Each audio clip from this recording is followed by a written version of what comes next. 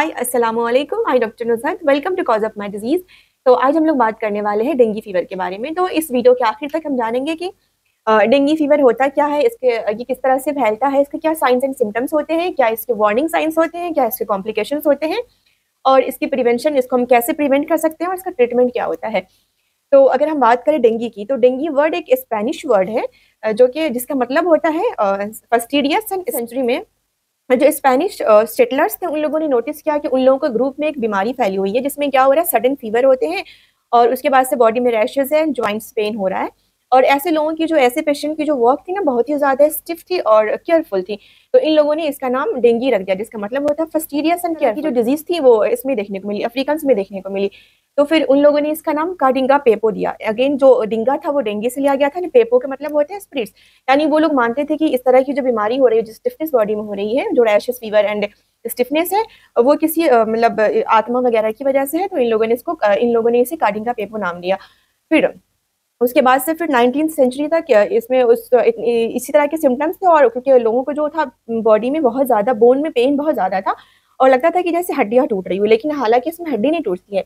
तो फिर इसका नाम ब्रेकबोन फीवर भी रख दिया गया। तो तब से इसको हम डेंगू भी कहते हैं और ब्रेकबोन फीवर भी कहते हैं। लेकिन डेंगू को क्या है कि इन 19th सेंचुरी इसको जो है इंटरनेशनली इसको एक्सेप्ट कर लिया गया कि मतलब जो इस तरह के सिम्टम्स होंगे और इस तरह का जो फीवर है उसको डेंगू कहा जाएगा, तो उसको हम डेंगू कहते हैं। अब हम बात करेंगे डेंगू फीवर होता क्या है। तो डेंगू फीवर जो है एक मॉस्किटो बॉर्न वायरल इन्फेक्शन होता है जो कि ट्रांसमिट होता है फीमेल एडीज स्पीसीज के थ्रू। अगर हम इसके ट्रांसमिशन की बात करें तो इसका जो ट्रांसमिशन है वो फीमेल एडीज स्पीसीज के थ्रू होता ही है। एंड साथ साथ अगर हम इसके ट्रांसमिशन है वो इन्फेक्टेड ब्लड के थ्रू भी हो सकता है, इन्फेक्टेड टिश्यू, इन्फेक्टेड ऑर्गन के थ्रू भी हो सकता है। और अगर हम इसको देखें तो ये जो मदर से फीटस में भी जा सकता है, ये या तो पेरीनेटल हो सकता है या फिर वर्टिकल ट्रांसमिशन हो सकता है। और साथ साथ ये जो है सेक्सुअल कॉन्टैक्ट के थ्रू भी ये फैलता है। अब हम इसके बाद बात करते हैं पैथोजेनेसिस की, कि पेशेंट में जो ये डिजीज़ है वो किस तरह से होती है। तो मेनली जो अगर हम इसकी पैथोजेनेसिस की बात करें तो जो नॉर्मली जो इंट्रैक्शन होता है इसमें जो वायरस और जो होस्ट के जो इम्यून सिस्टम होते हैं उसके बीच इंट्रैक्शन होता है। देन उसके रिजल्ट में जितने भी साइटोकाइंस वगैरह निकलते हैं तो फिर फीवर वगैरह और जो भी फीवर आते हैं, जो भी इन्फ्लेमेटरी कंडीशन है वो देखने को मिलती है उसके बाद से। लेकिन इसमें देखा गया है कि इसमें इसके साथ साथ जो है ना एक और फिनोमिनन देखने को मिला है जिसको हम एंटीबॉडी डिपेंडेंट इन्हांसमेंट फिनोमिनन कहते हैं। इसमें क्या होता है कि जो पेशेंट की जो पहले माना कि किसी पेशेंट को अगर पहले से अगर डेंगू फीवर हो रखा हो या फिर इसको पहले से हो रखा हो, लेकिन जो इसके जो सीरो टाइप होते हैं वो डिफरेंट टाइप के होते हैं, तो डिफरेंट वाले से हो रखा हो तो इसमें जो इम्यूनिटी बनती है लेकिन इतनी स्ट्रांग नहीं होती है। तो ये जो होते हैं वायरस क्या करते हैं, इस तरह की जो सब ऑप्टिमल यानी जो कमज़ोर एंटीबॉडी होते हैं उससे अटैच होकर के सेल के अंदर एंट्री कर लेते हैं। देन वहाँ पे इसका रिप्लिकेशन होता है एंड फिर उसके बाद से रिप्लिकेशन होने के बाद जो नॉर्मल फिर से जो है इसका इम्यूनिटी का जो होता है वो मैकेनिज्म स्टार्ट होता है। देन साइटोकाइंस रिलीज होते हैं, प्रो इन्फ्लेमेटरी साइटोकाइंस रिलीज होते हैं जिसकी वजह से जो है जो ब्लड वेसल्स होती हैं वो डैमेज हो जाती है। तो ब्लड वेसल डैमेज होने की वजह से जो ब्लड वेसल्स की जो एंडोथेलियर होती है वो डैमेज हो जाती है और फ्लूइड का लीकेज होने लगता है, जो कि डेंगू में जिसका एक ख़ास जो होता है वो फीचर होता है डेंगू फीवर का। और साथ साथ ये डेंगू के सिवियरिटी को भी बढ़ा देता है। इसमें साथ साथ क्या होता है कि ऑटो एंटीबॉडी भी देखने को मिली है कि जो ऑटो एंटीबॉडी भी बनती है, जिसमें क्या होता है मेनली जो ऑटो एंटीबॉडी बनती है वो बनती है अगेंस्ट प्लाज्मोजेन बनती है, इंटीग्रीन बनती है एंड प्लेटलेट्स बनती है, जिसकी वजह से क्या होता है कि हमें टिश्यू डैमेज के जो टिश्यू एंड इसके प्लेटलेट्स डैमेज के सिम्टम्स एंड साइन देखने को मिलते हैं।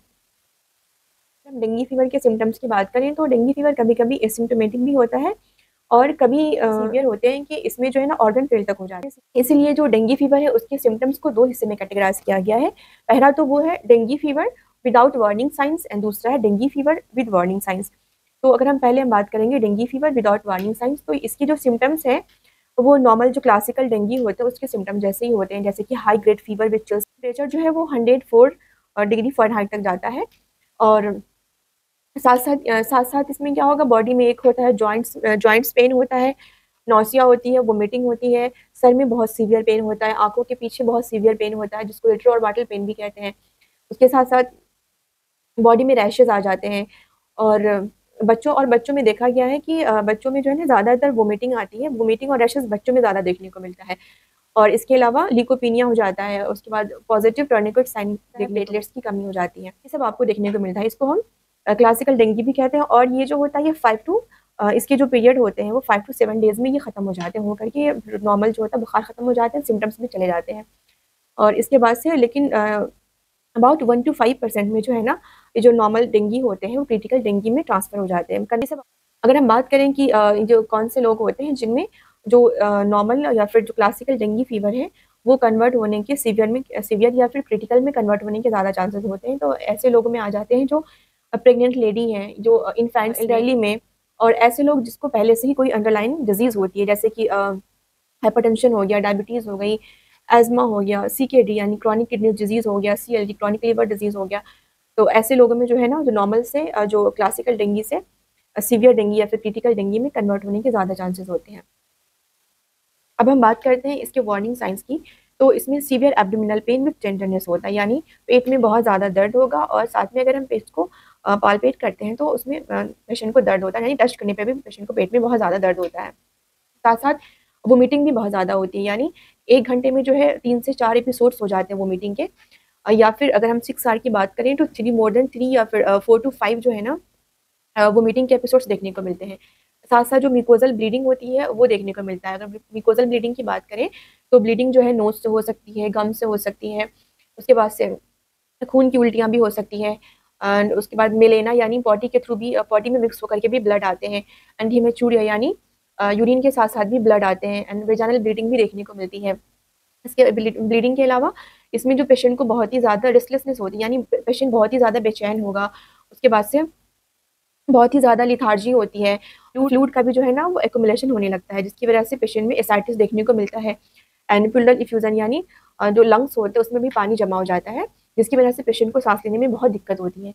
उसके बाद से कुछ पेशेंट में जो है ना एन्सेफेलोपैथी भी देखने को मिलती है, यानी क्योंकि इसका जो वायरस होता है वो ना नर्व्स पे भी अटैक करते हैं, इसलिए इसमें जो है ना एन्सेफेलोपैथी भी देखने को मिलती है। अगर हम लेबोरेटरी की बात करें तो इसमें जो हेमाटोक्रीट होते हैं वो काफ़ी ज़्यादा बढ़ जाता है, प्लेटलेट्स जो होते हैं वो काफ़ी कम हो जाते हैं, और साथ साथ जो एएसटी और एएलटी होती है, यानी एसजीओटी पीटी जो होते हैं वो भी काफ़ी ज़्यादा बड़े होते हैं, अबव 1000 देखने को मिलेगा। और अगर हम पालपेट करते हैं तो, या फिर अगर आप यूएसजी की बात करें तो उसमें जो है जो हेपाटोमेगाली देखने को मिलती है, यानी जो लीवर का साइज़ है अबाउट 2 सेंटीमीटर तक बढ़ सकता है। तो ये सारे जो आते हैं हमारे वार्निंग साइंस में आते हैं। अगर इसमें से कोई एक या फिर एक से ज़्यादा अगर पेशेंट में देखने को मिलता है तो उसको सीवियर डेंगू माना जाता है, और ये जो सीवियर डेंगू जो है ये, और जो इसको हम क्रिटिकल फेज भी कहते हैं, और ये जो है 5th डे के बाद जो, या फिर 48 आवर या फिर 5th डे के बाद ये स्टार्ट हो जाते हैं, पेशेंट में देखने को मिलता है।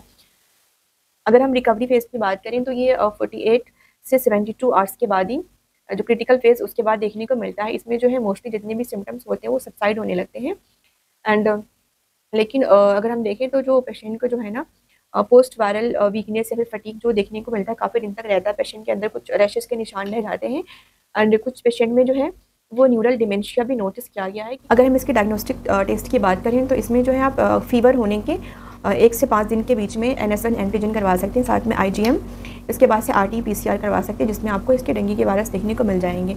अगर हम इसके ट्रीटमेंट की बात करें तो ट्रीटमेंट में एंटीपायरेटिक एंड एनाल्जेसिक जो है ना उसमें दोनों में पैरासीटामोल ही यूज़ करते हैं, क्योंकि जो पैरासीटामोल वो ड्रग ऑफ चॉइस मानी जाती है। इसके अलावा जितनी भी एनाल्जेसिक आती हैं, खास करके जो हमारी एनसेड आती हैं उसका तो बिल्कुल भी इस्तेमाल ना करें, क्योंकि ये जो एनसेड्स होती हैं वो क्या होती हैं कि जो कॉक्स इनिबिटर होती हैं, और ये जो कॉक्स इनिबिटर होते हैं वो प्लेटलेट्स के एंटागोनिस्ट काम करते हैं। क्योंकि डेंगू के केस में आपने देखा है कि इसमें ऐसे ही जो प्लेटलेट्स होते हैं वो कम हो जाते हैं, साथ में प्लेटलेट्स के खिलाफ ऑटो एंटीबॉडी भी बनती है, और फिर अगर हम इसका इस्तेमाल करेंगे तो ब्लीडिंग के चांसेस बहुत ज़्यादा बढ़ जाएंगे। तो जितने भी हमारे पेन किलर्स यानी जो एनसेड्स आते हैं उसका बिल्कुल भी इस्तेमाल ना करें। उसके बाद आप इस्तेमाल जितना भी हो सके फ्लूइड इंटेक को बढ़ाएँ, जितने भी हमारे फ्रूट्स का इस्तेमाल करें, ज़्यादा से ज़्यादा लिक्विड डाइट का इस्तेमाल करें, सॉलिड डाइट की तरफ ना जाएं, और उसके अलावा आप जितने भी साइट्रस फ्रूट होते हैं उसका इस्तेमाल करें। विटामिन सी ले सकते हैं आप, विटामिन डी का इस्तेमाल करें, क्योंकि विटामिन सी जो है वो एंटीऑक्सीडेंट होती हैं, वो जो टिश्यूज़ या फिर सेल्स में जो जितनी भी ऑक्सीडेटिव डैमेज होती हैं उसके अगेंस्ट काम करेंगी। एंड जो विटामिन डी होती हैं वो जो क्या करती है, स्टडीज़ में देखा गया है कि वो एंटीवायरल भी काम करती हैं, जो डिजीज़ वायरस के जो रिप्लिकेशंस होते हैं उसको भी रोकती हैं और डिजीज़ को भी कम करती हैं।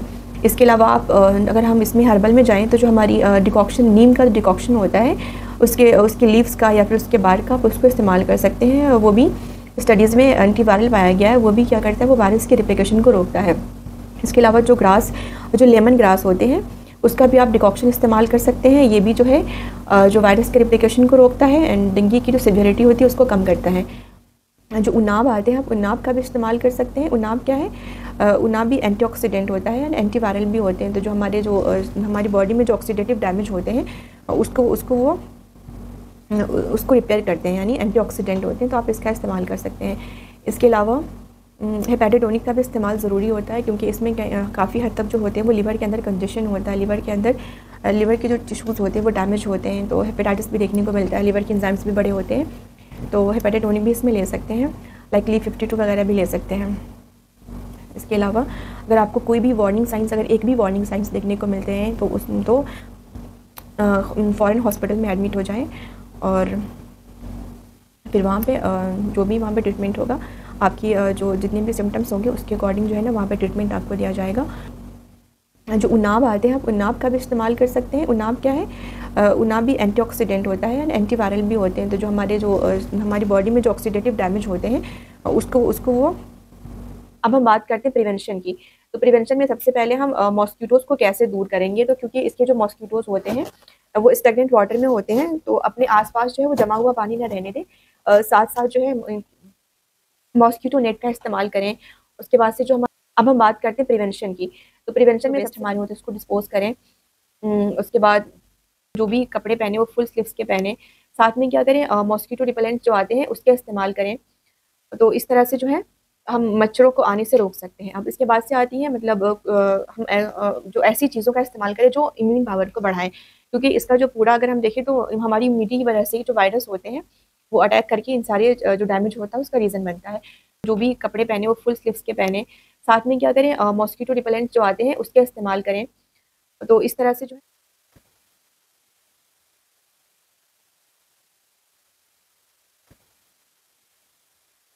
तो फिर आज के लिए बस इतना ही। अपना ख्याल रखें। अल्लाह हाफ़िज़।